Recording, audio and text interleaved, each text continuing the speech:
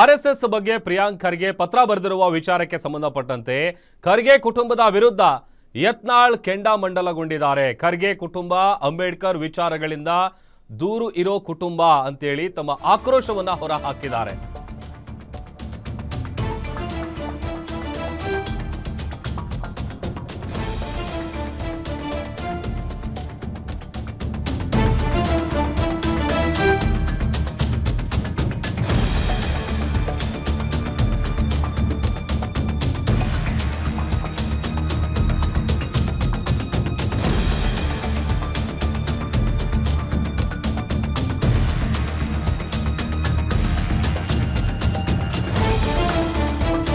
RSS ಅನ್ನ ban ಮಾಡಬೇಕು ಅಂತ ಪ್ರಿಯಾಂಕ್ ಖರ್ಗೆ ಬರೆದಿರುವ ಪತ್ರದ ವಿಚಾರಕ್ಕೆ ಸಂಬಂಧಪಟ್ಟಂತೆ ಖರ್ಗೆ ಕುಟುಂಬದ ವಿರುದ್ಧ ಯತ್ನಾಳ್ ಕಿಡಿಕಾರಿದ್ದಾರೆ.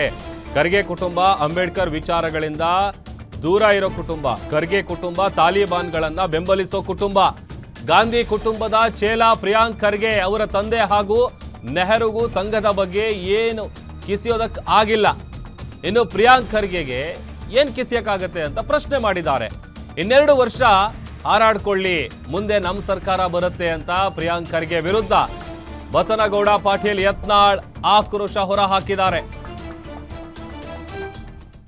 ಒಂದು ಕುಟುಂಬದ ಚೇಲಾಗಳಾಗಿ ಇವತ್ತೇನು RSS ಬಗ್ಗೆ, ಹಿಂದುತ್ವದ ಬಗ್ಗೆ, BJP ಬಗ್ಗೆ ಮಾತಾಡಲಿಕ್ಕೆ ಪ್ರಿಯಾಂಕ ಖರ್ಗೆ ಪರಿಪಕ್ವ ಆಗಿಲ್ಲ.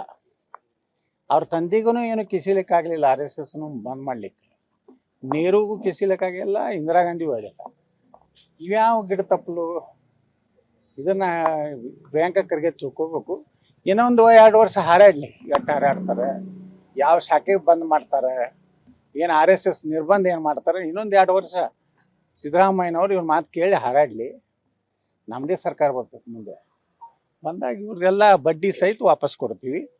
ಅವ್ರಿಗೇನಾದ್ರು ಪ್ರಿಯಾಂಕ ಖರ್ಗೆಗೆ, ಹರಿಪ್ರಸಾದ್ಗೆ, ಸಿದ್ದರಾಮಯ್ಯಗೆ ತಾಕತ್ತಿದ್ರೆ ಕರ್ನಾಟಕದಲ್ಲಿ ಅಕ್ರಮವಾಗಿ ಏನು ಮಸೂದಿಗಳನ್ನು, ಮದ್ರಸಾಗಳನ್ನು ಕಟ್ಟಿದ್ದಾರೆ ಸರ್ಕಾರಿ ಜಾಗೆಯಲ್ಲಿ, ಮೊದಲು ಅದನ್ನು ತೆಗೆದು ಹಾಕಲಿ.